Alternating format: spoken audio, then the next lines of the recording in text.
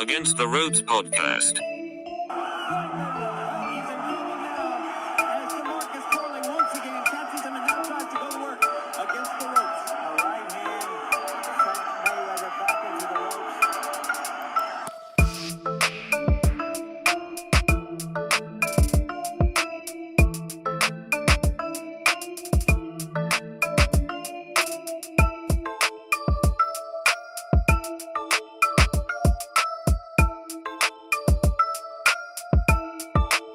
Contra las cuerdas.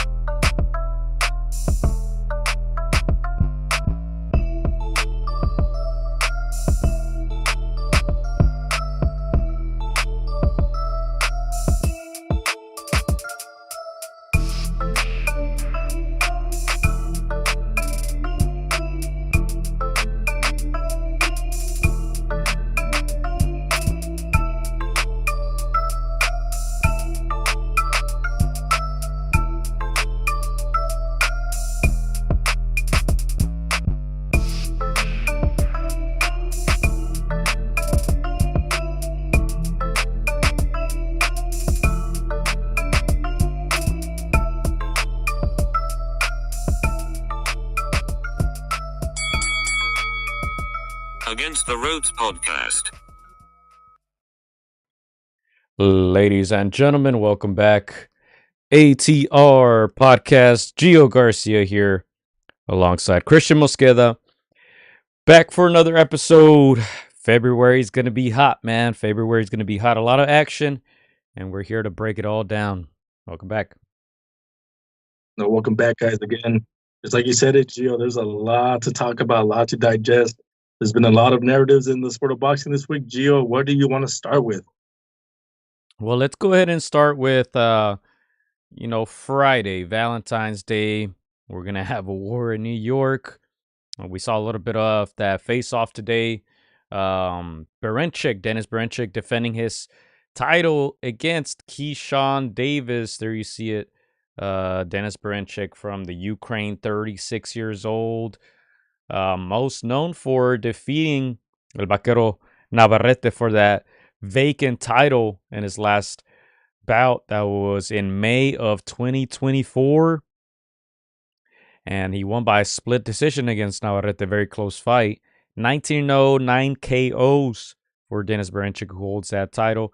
On the other hand, Keyshawn Davis, biggest test of his career, only 12-0, 8 KOs, 25 years old, hailing out of Virginia.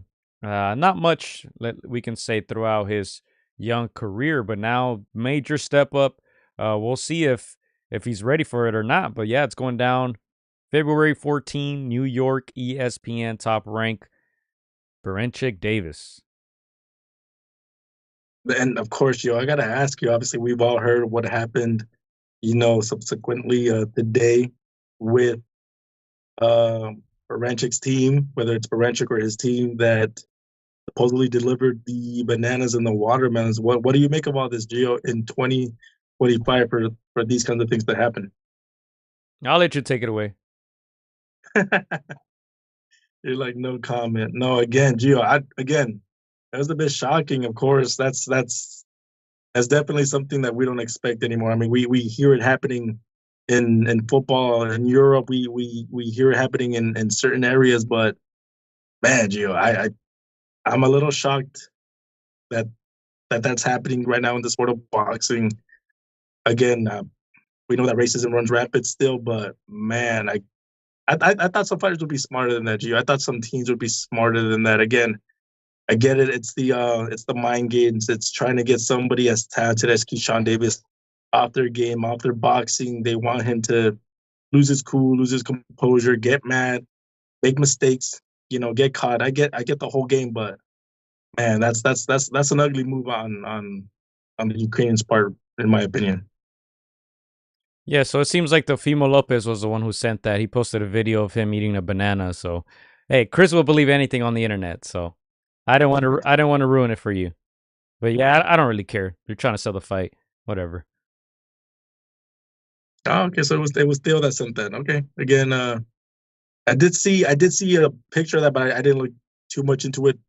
What was going on? But man, if that's Theo, yeah, it's bad luck. That's a bad luck, man. And again, we like Theo. I think Theo's entertaining. I think he's got a good style, fan friendly. But man, I don't know. That's probably rocking the ball a little too much, in my opinion. Yeah, let me see if I can post up the video. Give us your thoughts on the fight, Chris. Enough of the gossip. No, again on the fight itself, Gio. I think we all know that we have Keyshawn Davis rated pretty high up there. I think he's I want to say B plus, B plus kind of fighter. Again, he's got the potential to ascend to those higher levels. He's proved himself thus far. Berinchyk is a good fighter. He gave El Vaquero Navarrete all he can handle. Probably not Navarrete's best performance, but made it competitive enough where people felt that he won that bout. I don't think he won that bout. I thought it was a subpar performance from Vaquero, but again, the Ukrainian made it competitive enough to walk away with the W. So again, Keyshawn, I think he's got his work cut out, but being the A side, being the more talented fighter, the more skillful fighter, the more athletic fighter, I think he should come out victorious come this weekend. But what are your thoughts, Gio? Is there anything that tells you that Berinchyk can pull off an upset? Oh, he's a champion, Chris. I don't know what upset you're talking about. Put some respect on the champion's name, but here's that Teofimo video that he posted earlier today. Came to America to give me what is important with the new on this. It's professional, and I feel like it's racist, and you just made this fight a little more personal. Take that stuff really just so address the fact that this guy came to America to give me what is important with the new on this. It's professional, and I feel like it's racist, and you just made this fight a little more personal. Take that stuff really Yeah, and I had read somewhere that Keyshawn knew it wasn't Berinchyk, but it's all theater, man, to me. So, yeah, we'll see. We'll see who owns up to it. Yeah, no, again, just me just seeing it like out of hindsight, thinking that it was Berinchyk. It did add some more like, oh, he's really gonna put this guy out with that. But no, again, it's gonna be a competitive fight, Gio. It's like you said, Berinchyk is the title holder. He is the champ. I don't think he walks away with the title. If he were to walk out with the title, I'd be surprised. I just think Sean Davis is just too skilled. Big Bro says he's a little overrated. Hey, maybe a little bit, but he's still the goods, man. He's a talented fighter, a blue chip kind of fighter. I don't think he's fought too many names, but just on the eye test, he's pretty talented. Yeah, could we give our predictions now? Well, before we get into the official predictions, I don't want to spend too much time on this, but I do want to talk about that undercard. The undercard is going to be good. Zayas, who said some, I never heard him, I don't know if out of character, but saying some questionable comments. He said Virgil took the easy route by picking Madrimov. All the people in the comments were clowning on Zayas for saying that. If you guys remember, let's see, about a month ago, Zayas came out and said that they offered him the Ortiz fight and that he accepted right away. So yeah, he came out in a video today saying that that Ortiz took the easy route and chose Madrimov. Not sure how if Madrimov was actually a champion, but hey, I guess I like the confidence by Zayas. I don't know, but he will be on the undercard against Slawos Bomer. Never heard.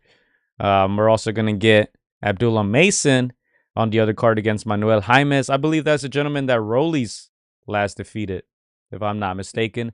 Jared Anderson is also going to be making his comeback fight after that defeat against Bacoli. And Nico Ali Walsh will also be on that card. So yeah, some good action Friday. If you guys aren't going out to celebrate with your significant other, there's some boxing, or just watch boxing with them. Either way, it should be fun. Good card. I'm looking forward to this one, actually. Yeah, you have a lot of familiar names. The Abdullah Masons, the Jared Andersons, the Nico Ali Walshes, the Xander Zayas. Names that they're getting built up in that top rank stable. But yeah, that is a little surprising from Xander. Gio, I agree. Normally, Xander says the right things. I feel like he's a well media trained kind of guy. Normally says, what a blue chip fighter should say.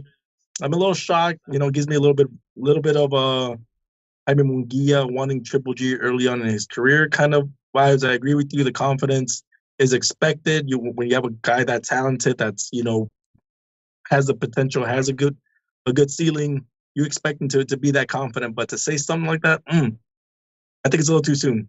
Again, I think once he grows into his body and when he grows into his strength, he's still very young, what, 21, 22, something like that. There's still a lot to do. There's still a lot of experience to get to. I think it was a little ambitious to try to call out somebody like Virgil Ortiz, who's been there, done that. He's up there, one fight away from being a full-fledged champion. I think he's still in those interim kind of bouts, Virgil Ortiz, but I think he's due for an actual title shot, full-fledged. So for Xander to say that, again, seems a little premature, but again, yeah, cannot cook the confidence, but yeah, man, that's Madripoor is proven, as we saw with him in that Crawford fight. Yeah, and interesting opponent for Xander Zayas, 20-0, 11 KOs, basically fought his whole career in Germany. His last fight was in Dubai. I got a good little streak of stoppages there, but yeah, I don't think Zayas should have too much trouble. I think it is an opponent for him to shine, to look good. Zayas himself, 20-0, 12 KOs, 22 years old. His opponent is 32. And you see there, stepping up little by little. I like the Patrick Tejeda win. That's a real good one. Other than that, not much on that resume for Zayas yet, but he's still making a name for himself. I think fighting Ortiz when he was quote unquote supposed to would have been a little too much for Zayas. So I think he's on the right path, fighting guys in or around his level. And as we said, Jared Anderson going up against a guy 12-3. So good little comeback fight for him. Nico Ali Walsh, his opponent is 5-1. Yeah. These fights not so evenly matched, but still good fights nonetheless.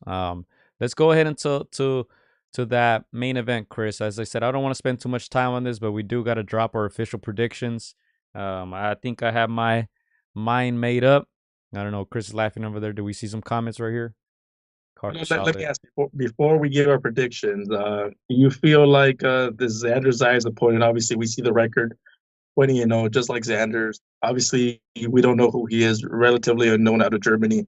Do you think this guy can be a Sarasa kind of opponent? Are we overlooking him? Is this a Bukole type of fighter that can surprise a young Xander Zayas, or do you think it's going to be another day at the office for Xander?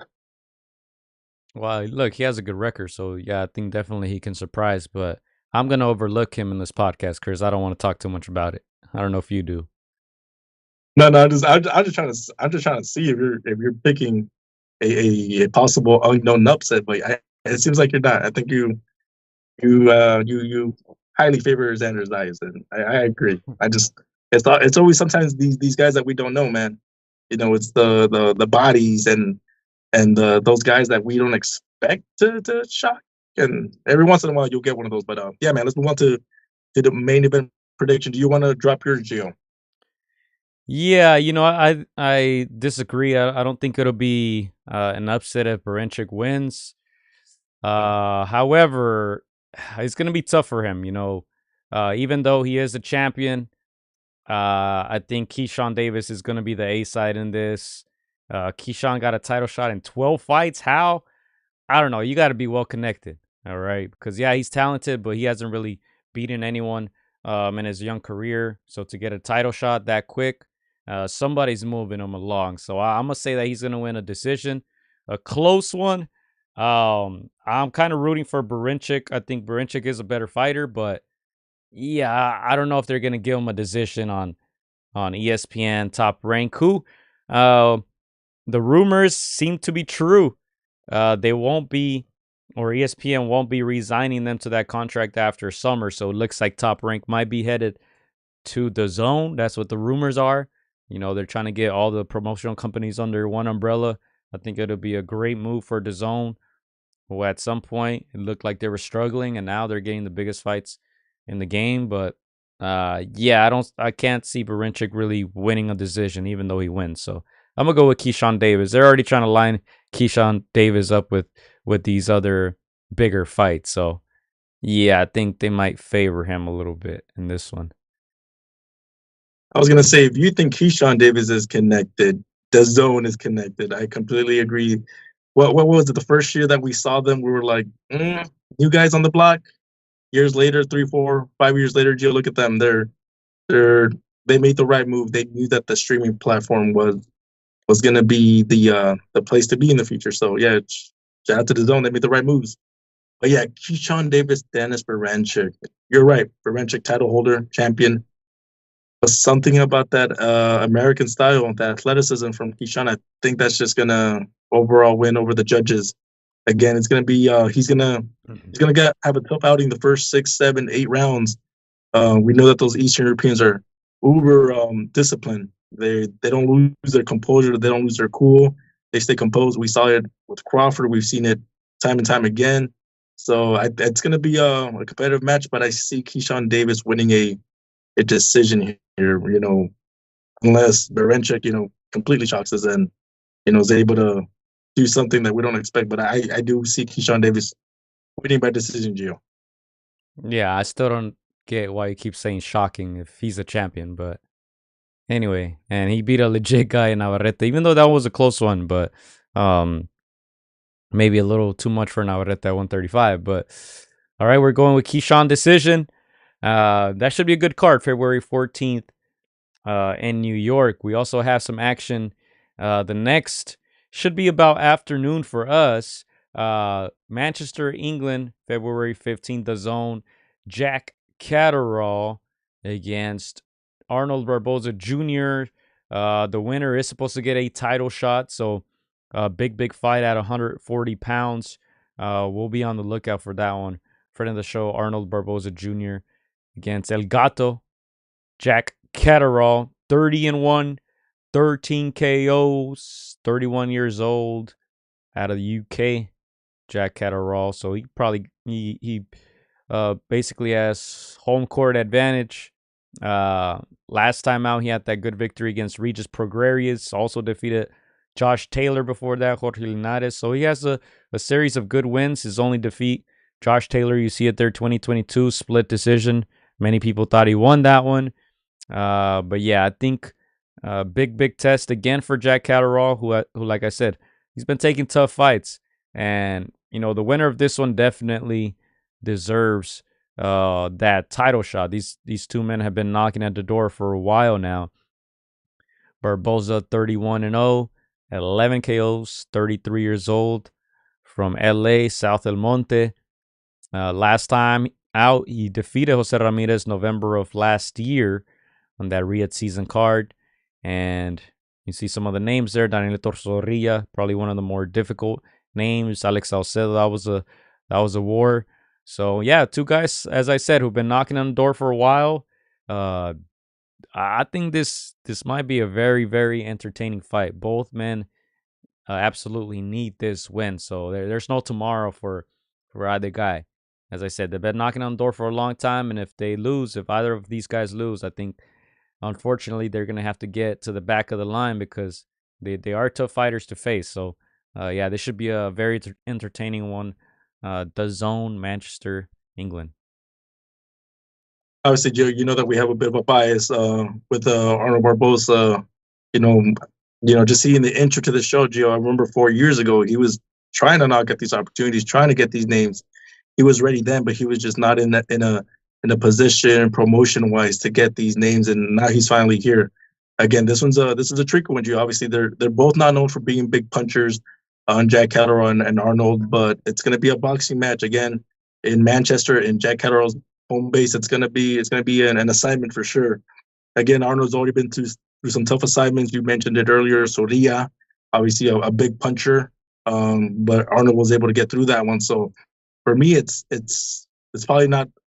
We know that Arnold doesn't look ahead. He looks at that guy in front of him, but years of waiting and waiting. It's almost like you're that close to the Teofimos. You're this close, to those other big names, to the Ryan Garcias that can change your career, money wise. But yeah, he's got a tough boxing assignment in front of him. Jack Howard, like you said, he's been in there, probably has the more name experience of these two. So it's going to be a tricky boxing assignment, but I feel like Arnold has enough tools to win this match, boxing to a decision. But again, he's going to have to be, in there against some of the judges in that home base. So let's see what he does. But for sure, we know that he's locked in. Normally, he gives us an interview, but he's very locked in. He has promised us that he'll give us an interview after the fight. So yeah, man, I'm excited for this one. This one's close to our hearts, Gio. All right, official predictions. Should I go first or should you? I think we both might be on the same page, so I can go first. Let's get it out the way. Yeah, I'm going Arnold Barboza decision. I think it's going to be tough, obviously, Manchester, England, to get a decision over there. We know how they do people over there. The judges are going to be in favor of Catterall. The ref is going to be in favor of Catterall, but yeah, I think he's going to need a knockdown or two to defeat Catterall to get that decision, and I think he could do it. I agree. I think he's going to push for some knockdowns, for take a few risks. He's going to try to box intelligently, of course, try to separate himself. But like you said, you kind of have to make it obvious that you're separating yourself. But I'm gonna say a decision. And yeah, I agree. I think he needs one or two knockdowns just to make it fairly clear. All right, we're going with Barboza in this fight against Catterall. The zone. Check the timing for that, guys. It's gonna be should be early afternoon here on the West Coast, but if you're in a different time zone, make sure to check that out. Let's rewind and go to some comments real quickly because the chat is lit. All right. Big Bro saying Keyshawn overrated. I would like to see him against Murataya. There's an announcement for a fight for Murataya. We'll get into that after this. I think we can get into it. That was just a clown looking for attention, he says. He'll never fight Andy Cruz, says Slide Encounter. He says Keyshawn might stop him. Berinchyk, I'm assuming he's talking about. He also says the card is solid. Kyle Hayden says Sayas looked really good last time out, and so did Barboza against Ramirez. Should be a good fight, he says. Big Bro going with Catterall. He says he wins an easy, wide, unanimous decision. All right, so Big Bro casting his vote there. As we said, we'll include Big Bro's predictions on there as well. Did he go with Keyshawn? Let us know who you're going with for Keyshawn as well. We'll gotta include that one. But yeah, that's what basically is going down this weekend. I believe there was another fight. Let me see. Where's that boxing schedule? Oh, Oscar Duarte against Miguel Madueño. Regis Pergueri is pulled out, so they got a last-minute substitute for Oscar Duarte. That's going down in Anaheim, California, DAZN, same day as the Catterall Barboza fight. But yeah, it kind of loses a little bit of steam there with Regis pulling out due to an injury. He said, I think a neck injury. I was gonna say, I know Big Bro. No, I know we have our bias, Gio, but wide UD? Nah, I don't think so. I mean, we've seen Arnold's fights before. I'm not saying he's the best natural boxer, Gio, but he's got that will that he doesn't let people get away from him too long. Again, he's got a tough assignment. It's in the UK, but we've said it time and time again, Gio. Again, shout out to the UK fans. Shout out to the UK promotions. They do a heck of a job promoting and hyping their men. But I don't know. I'm not fully convinced. I think the best UK fighters I've seen out of there, Tyson Fury, Lennox Lewis. You can have one or two small guys in that mix, but I'm not completely convinced. I think US fighters, Mexican fighters, even some Euro fighters, they see more styles. I don't know. I feel like the UK fighters don't see enough styles to get more layers to their game. So again, tough assignment, but I see Arnold, escaping with a decision in foreign territory. Sign Counter says, I got Catterall winning a close decision.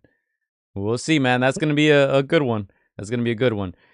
Going back to the Raymond Murataya topic, he's fighting. He's fighting soon.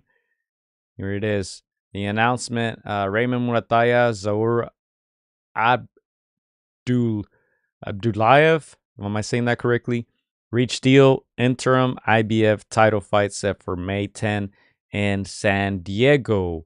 So, Raymond Murataya, undefeated, 22-0, 17 KOs. Abdullayev, 20-1, 12 KOs. Winner is supposed to get Lomachenko and or get upgraded to a real title list, depending on what Lomachenko has done or decides to do. We've heard rumors of him possibly retiring, or if he chooses to take a big money fight and get stripped of that belt, then the winner will get elevated to the real champion, the real title list. So, yeah, that's good news for Murataya, who has also been knocking on the door, and him, his team, his father, Robert, they've been saying they want the big names now. So, good news for Team Murataya. Oh yeah, it's good to hear that those kinds of fights being set. Interim we know is the pathway to a full title shot. So just to have that in writing, to have that set for May, that speaks highly of him for the remainder of the year. And obviously, got to take that fight one fight at a time. Can't overlook anybody. Anybody in boxing can shock you, so you got to be ultra focused. So yeah, just to hear that is amazing. And if Gio Lomachenko, that we've been big fans of Lomachenko for quite some time now, and we know that Raymond is just a disciplined, quiet but skillful, just an overall good guy and an overall good fighter. That would definitely divide us, man. That's gonna be one of those where we're happy these two guys are getting paid, but it could be a passing of the torch, Gio. What are your thoughts if that fight comes to fruition later on in the year or early next year? Yeah, well, he's got to win first, Chris. Let's not get ahead of ourselves. So, yeah. But I think we all agree we want to see Lomachenko back in the ring. I don't want to see him retire, especially what was his last fight? I don't even remember. His last fight was look it up. I don't even remember when he fought last. I don't think it was the Ortiz fight. I don't think it was the Haney fight either. I don't remember, but yeah, we all want to see Lomachenko back in there. So hopefully the winner does fight Lomachenko. I don't like these guys getting upgraded, man. I think they got to fight for it. But yeah, I think great opportunity for Murataya. Go ahead. Yeah, his last fight was that knockout, that TK over your boy George Kambosos Jr. Oh, okay. Back in May 2024. So it's been a minute.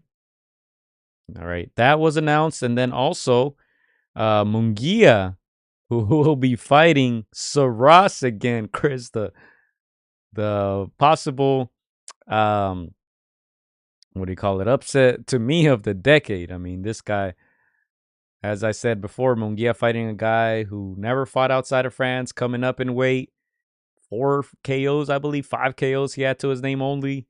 Stopped Munguia in Tijuana. All right, and now they're going to run it back. This is going to take place May 3rd on that Canelo undercard. We got to talk Canelo. All right.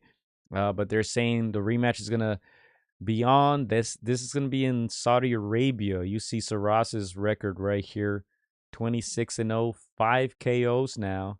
going up against Munguia, who suffered his second defeat. He does have 44 wins to his name, 35 KOs. And if you guys haven't heard, yeah, it's official. Canelo Skull, who kind of got elevated after Canelo got stripped of that title. Not sure how he ended up with it, but he ended up with a title. It just seems like it's a fight for Canelo to get that title back. IBF always on some BS, Chris. They're always stripping people. They stripped Usyk, they stripped Canelo. They're always threatening people, and I guess in this case, I'm sure Turkey had a hand in this. He probably wants that fight between Canelo and Crawford to be an undisputed bout. Yes, it's on again. I'm sure you guys have heard that it's on, and then it wasn't on, and now it is official. You know, Canelo signing a 4-fight deal with Turkey Al-Sheikh, and this fight against William Skull will be fight number 1. It's going down in Saudi Arabia. Going to be weird to watch Canelo anywhere other than Mexico, anywhere other than Vegas, anywhere other than the U.S. But it will be in Saudi Arabia, and I'm reading that the fight will be in Saudi Arabia Sunday morning to accommodate, obviously, for the U.S. market and for the Mexican market. So we're going to get the fight May 3rd in the evening, but they'll be fighting Sunday morning. So we're getting Canelo Skull, and we're getting Munguia Sarraz too.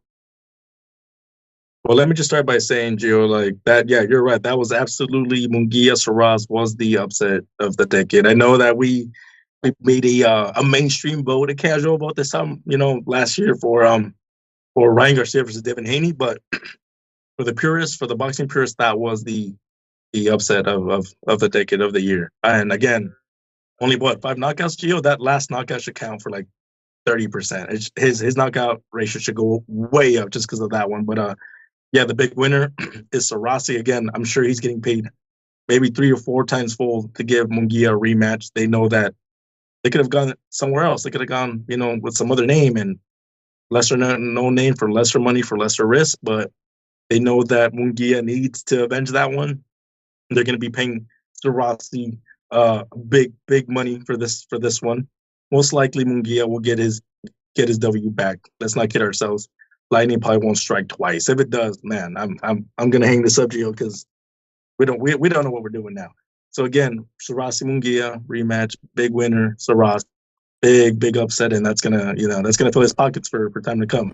Yeah. But yeah, Skull, Gio, I don't really know who Skull is. I think this is the last couple of weeks was the first time we were hearing who he was. Feels like a mandatory, feels like a stay busy fight. But yeah, man, I'm not getting excited about that. I don't know if anybody is getting excited about that, but that's what it is, and that's what we're getting in May.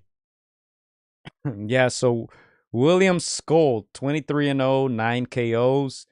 He's 32 years old, allegedly, and I only say allegedly because he was born in Cuba. He represents Germany, all right? So, I mean, 23 wins, undefeated, yeah, 9 KOs only. I mean, yeah, this is going to be very, very tough to sell this fight, and I think Turkey's smart to make it in Saudi Arabia. Yeah, I'm sure a lot of people, I mean, obviously, anytime Canelo's involved, people are going to go watch, people are going to pay for it. But against a guy like Skull, yeah, that's a little tougher. I believe this is where he won his last fight to win that title against Vladimir Shishkin. I can't even say it. You see the records there. Not sure how these guys get these opportunities. But look, as I said, IBF beyond that BS. So, yeah, I don't know. I don't know how this happened, but it happened. And look, Skull has fought a lot of fights in Argentina and Germany. One there in the U.S. And yeah, I don't think anyone expects him to make this interesting against Canelo. Like I said, probably just a fight that was made so Canelo can get his title back. Stay busy fight. Crawford's not taking any risks. Crawford's not fighting. The last time he fought was August of 2024. And by the time he fights Canelo, it's going to be about 13 months that he's last stepped in the ring. But that's Crawford. He doesn't take risks. He wants to secure the bag. Canelo's gonna stay busy, get that fight going, get paid, and then fight Crawford in September. Yeah, again for Skull Gio, I think the only thing that they can kind of try to market is he's Cuban, and I guess the one opponent that Canelo has a win that people thought that he struggled a little bit or he wasn't his most dominant self was against Eddie Lara many years ago. But outside of that, again, I think Skull just not a whole lot of name recognition, not a lot of experience. Again, he probably has a great style from that Cuban amateur and all that background. But again, this is Canelo. This is one of the type of assignments, in boxing. So I don't see him posing a lot of risk unless Canelo gets old overnight.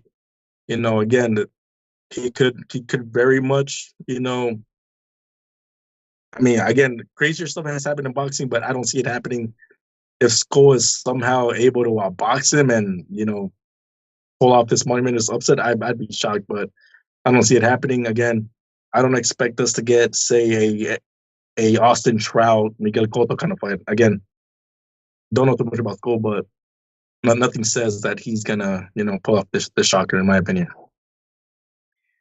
Yeah, so that's that. I was more kind of intrigued and surprised by the Munguia announcement, who's now training with the Canelo team. All right, they announced that recently, and then I'm sure you guys saw the videos of him working with Canelo in the ring. So he's now with Eddie Reynoso. So Eddie will be busy that night. Any other fight announcements that have been announced recently?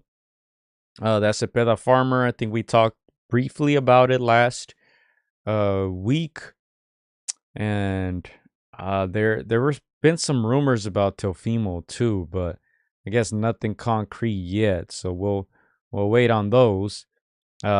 Keith Thurman is making his comeback. I'm not sure if we have talked about that yet, but Keith Thurman, they're saying March 12th, Sydney, Australia against Brock Jarvis.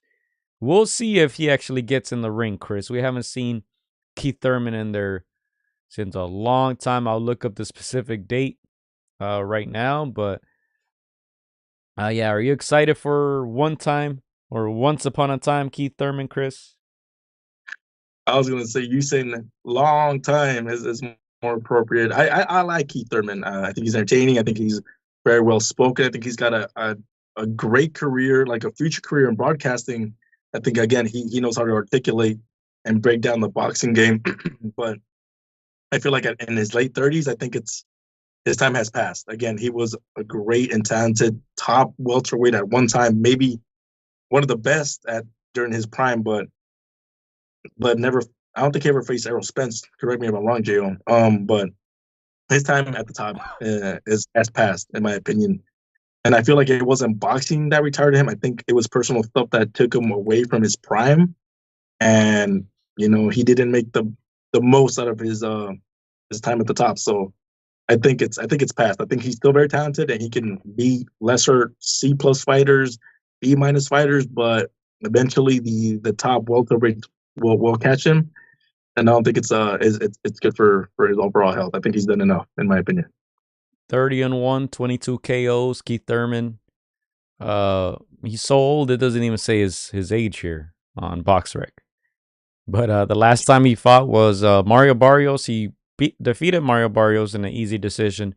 That was in 2022.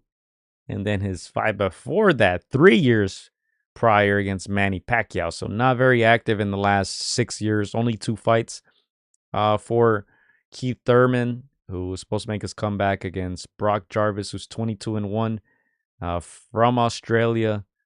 We'll see. This should be interesting. I'm not sure Keith Thurman has much left in the tank, even though, he's 36 years old, born 1988. Sorry. Even though you would think he's should be a little fresh. He hasn't fought much in the last 6 years. So, but we'll see. We'll see if he actually goes through with it, Keith Thurman. Yeah, again, Gio, at 36, I've always said that 33 is your last year in your prime. So he's 3 years removed from that. And again, the body starts to feel it, Gio. The body starts to slow down. The reflexes start to slow down. Again, athleticism. If that was one of your traits, that's if that goes, then you're gonna see it in that squared circle. So again, as much as we like Keith one-time Thurman, and I thought he was very entertaining, in and outside of that ring, I just think that his time is up at the highest of levels. So I mean, hopefully we get a good performance and he walks away after this. But yeah, man, I think his time has passed. He's got some great names in his resume.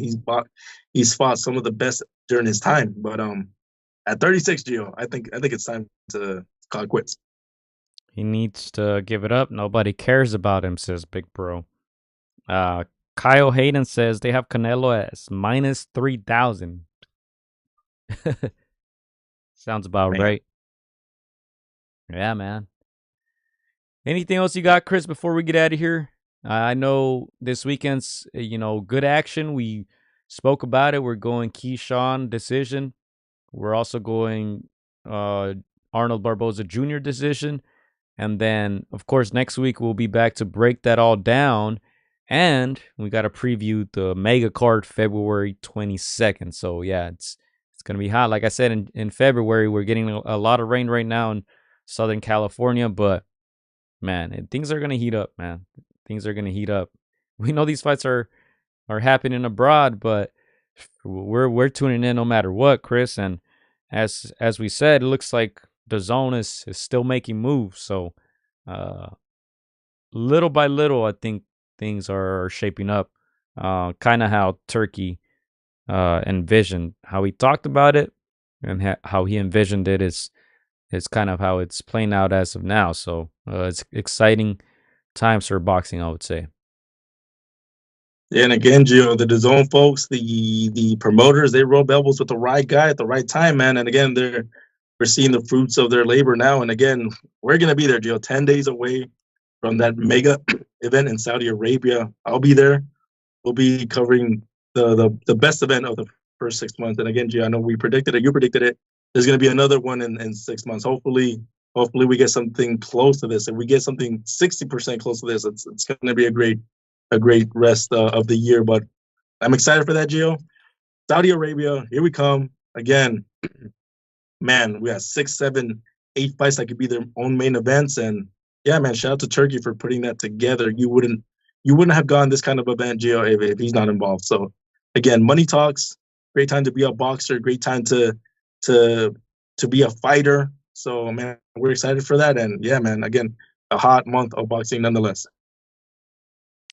Yeah, and last thing too, I do want to send a big shout out to our guy, friend of the show, Ramon Cardenas, who earned a victory last Saturday on that Pro Box card against Acosta.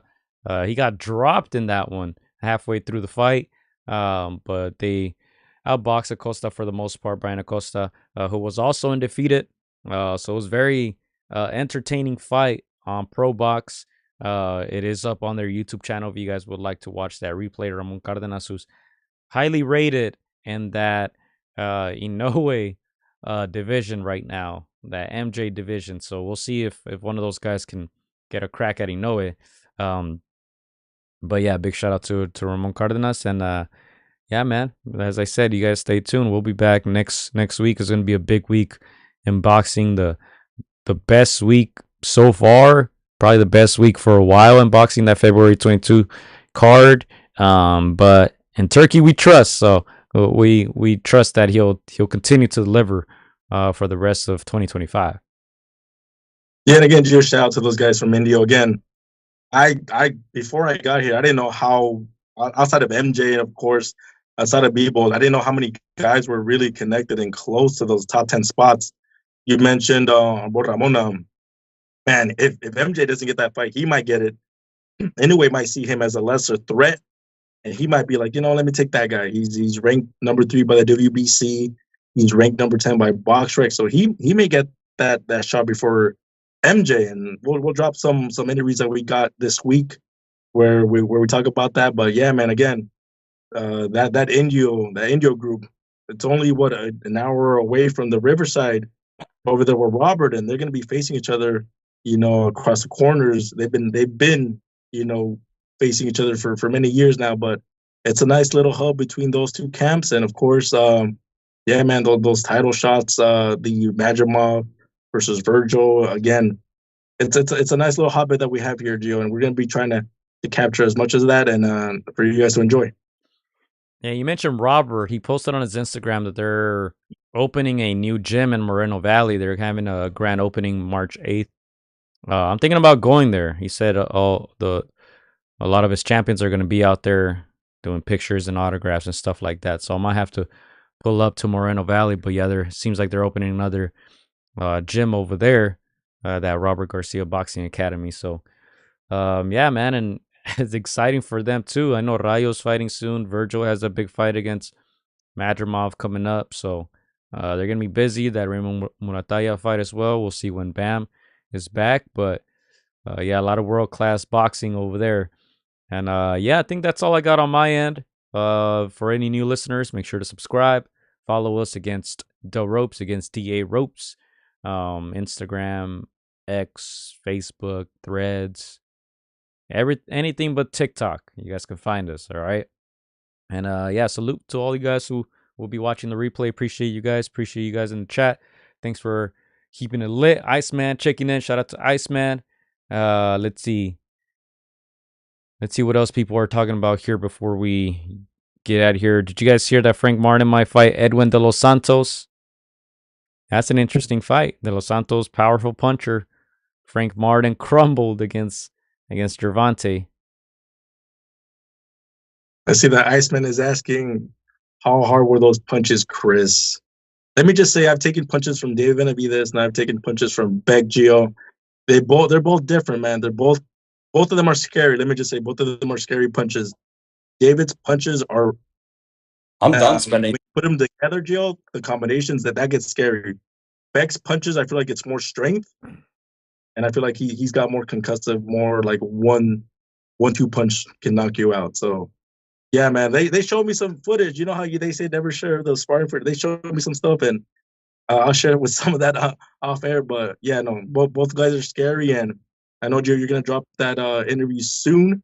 But he's calling out some big names, man. He's calling out some names that you like. Some of these fighters at 160 that have grown on you, Joe. But man, they're looking for a big fight at 168, and so yeah, tune in for that interview.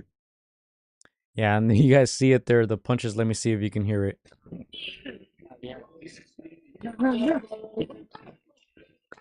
No more time.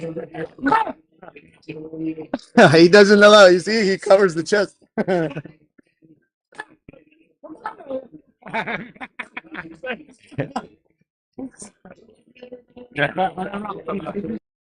Yeah, you guys can go watch that on YouTube and all the I believe we posted all the Joel Diaz interviews as well.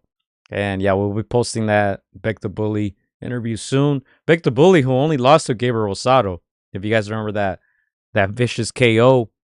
Yeah, many people didn't expect that, but Beck the Bully's still a very dangerous opponent in that 168 region. So he'll be back. He'll get a big fight, I'm sure.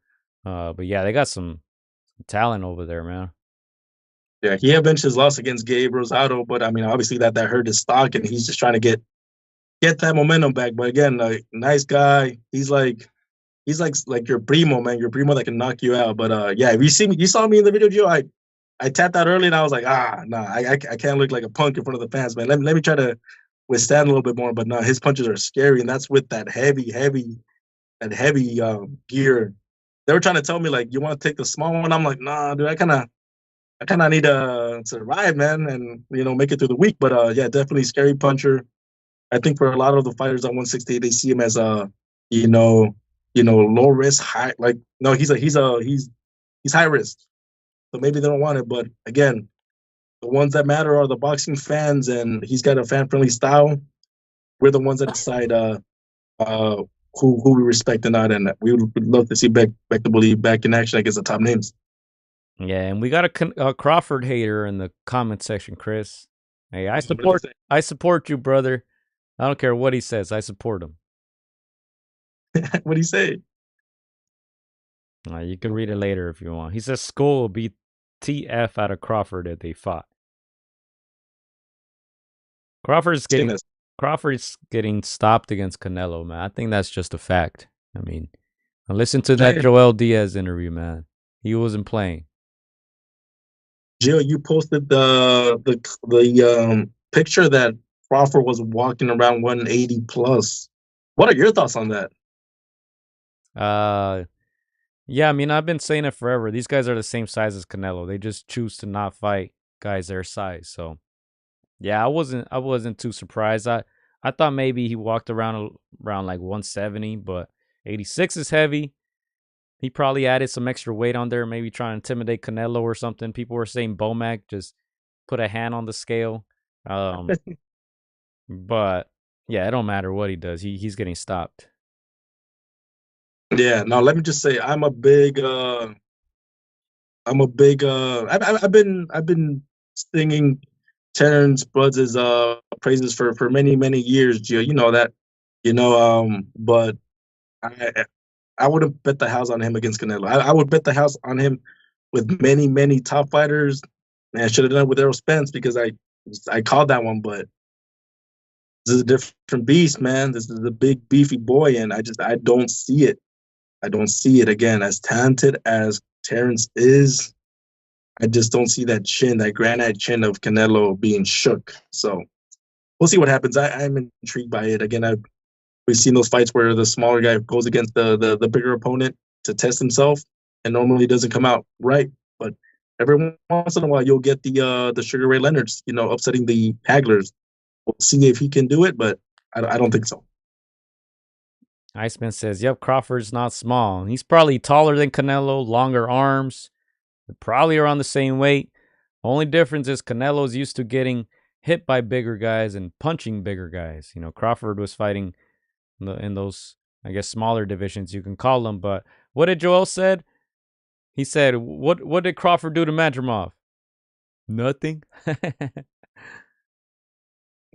Man, as the Joel kept that super honest, cut this super raw. But yeah, man, I'm excited. I see Terrence winning, maybe the first 2, 3, 4 rounds, but just like Amir Khan, and shout out to Khan, we respect him for taking that assignment, but I agree with Joel Dees. I see Terrence having a similar fate. And again, we've never seen Terrence Crawford knocked out. This could be the first time. So yeah, man, again, it's going to be a chess match for however long it lasts. And it could be the first time that Terrence Crawford gets TKO'd.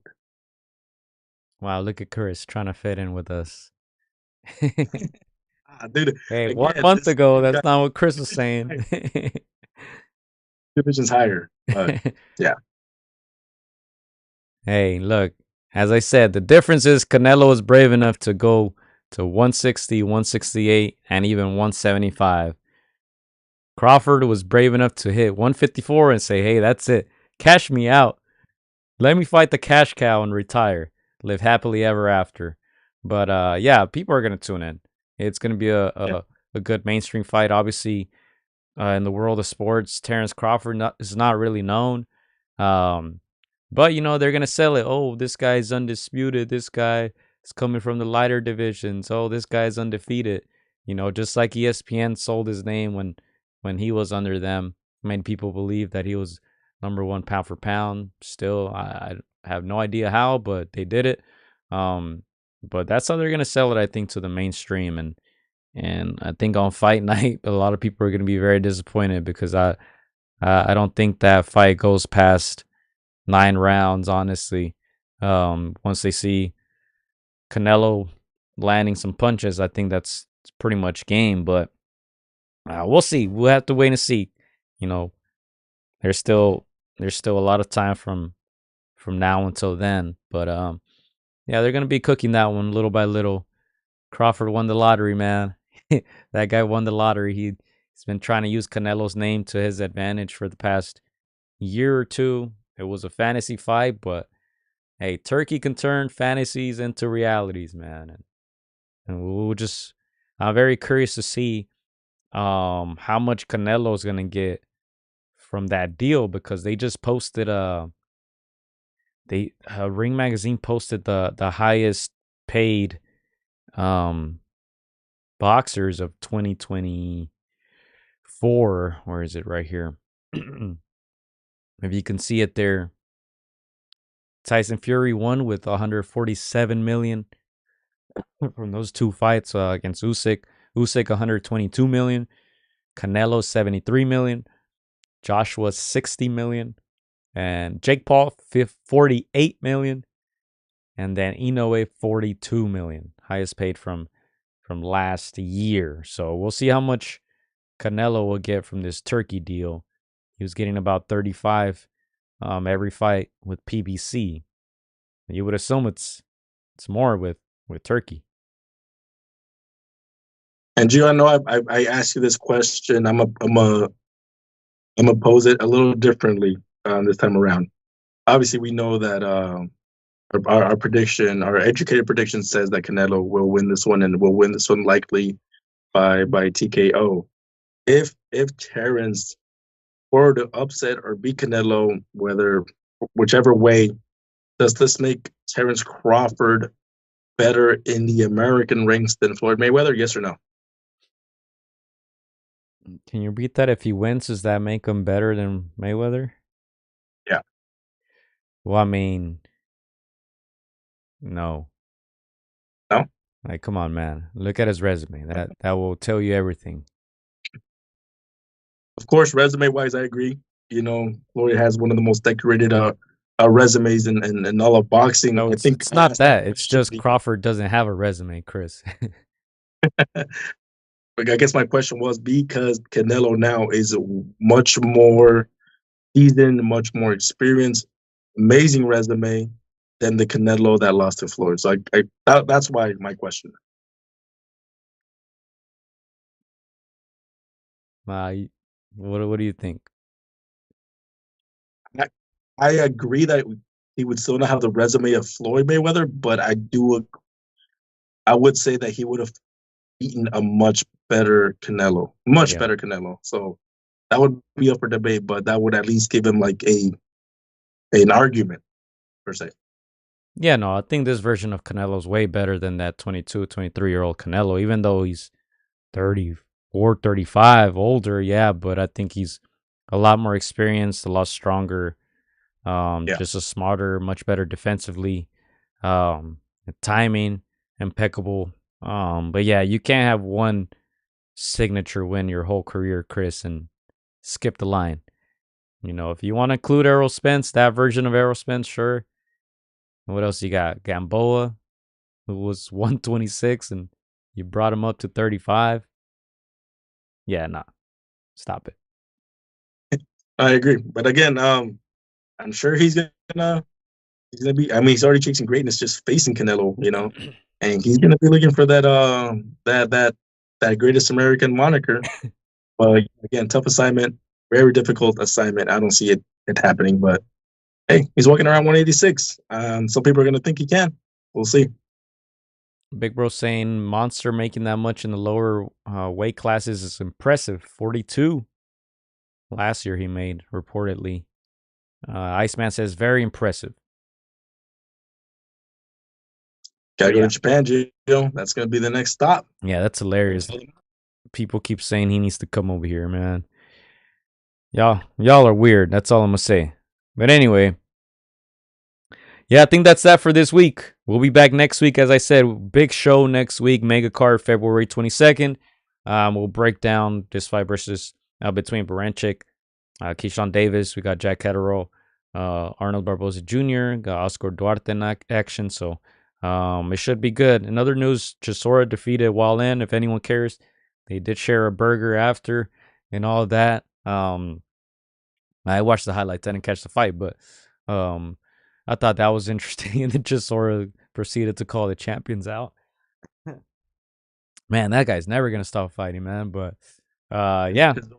He's been asking for that back forever, man. You go through his box track, he's been fighting since like 2006, like, and taking like a bunch of L's, and like all of a sudden he's all like, "Hey, I need that what do you say? I need that Anthony Joshua money."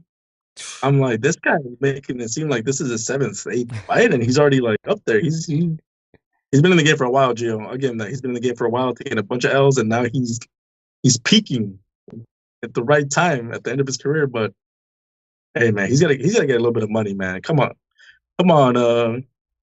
Eddie, let's go. Hey, last thing. I forgot to mention this, but Edgar Berlanga is supposed to be coming back soon too. He's supposed to be on the undercard, I believe, of Hamill Williams, which is weird. All the people were shooting on him in the comment section, and he tried to make it seem like, oh, you guys will understand soon, this, and that. I don't know if it's like promotional issues, but yeah, I know even Diego Pacheco put like laughing emojis under his